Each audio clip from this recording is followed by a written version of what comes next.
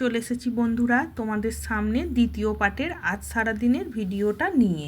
প্রথম পার্টের ভিডিওটা তো সকালেই শেয়ার করেছি, ঘর ঝাঁট দেওয়া পর্যন্ত। তারপরে ঘর মুছেছি, জামা কাপড় কেচেছি, বাসন মেজেছি, চান সেরে চলে এসেছি ঠাকুর প্রণাম করে ছোলা আর বাতাসা খেয়ে বাতাসা ছোলা মুখে নিয়েই এতটাই তাড়া যে চলে গেছি জামা কাপড় মিলতে। নিচে এসে দেখি তোমাদের দাদাভাই বাজার সেরে চলে এসেছে, কারণ আজকে দেরি করে উঠেছি তো, তাই যেন ও আর সময় কুলোতে পারছি না, একটার পর একটা কাজ লেগেই লাগছে। চলে এসেছি, তাই এসে আর দাঁড়ানোর একটুকু সময় পাচ্ছি না।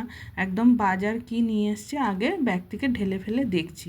ওদিকে দেখা হয়ে যাওয়ার পর যেটা আলু নিয়ে এসছে, আবার আলুর ব্যাগটা ঢাললাম, ঢেলে আগে যে স্ট্যান্ডে আলুগুলো ছিল সেই আলুগুলো প্রথমে বার করে নিলাম, নিয়ে আজকে যেগুলো এনেছে সেগুলো আবার সুন্দর করে গুছিয়ে রাখলাম, কারণ সেগুলোর ওপরে আজকেরটা ঢেলে দিলে সেগুলো আবার আরও অনেকটা দিনে আবার নিচই খারাপ হয়ে যাবে। তাই এইভাবে সুন্দর করে আলুগুলো গুছিয়ে নিলাম।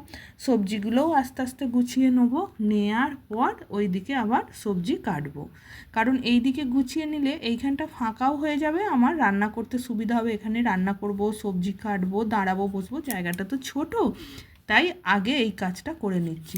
এই কাজটা না করে যদি রান্না বসাই, রান্নাটা হয়তো তাড়াতাড়ি হতো, কিন্তু আবার এইটা পড়ে থাকলে না ওইখানটা দেখতে কেমন লাগবে বলে তাই আগে সুন্দর করে গুছিয়ে নিচ্ছি। চলো গুছিয়ে নিয়ে আবার তোমাদের সামনে পরে আসছি।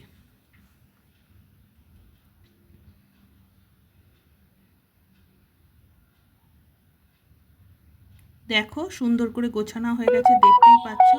সুন্দর করে না গুছিয়ে রাখলে সারা সপ্তাহে সবজিগুলো যাবে না। এগুলো হচ্ছে আজকে রান্না করব, তাই ওগুলো রেখে দিয়েছি, ওগুলো থাক।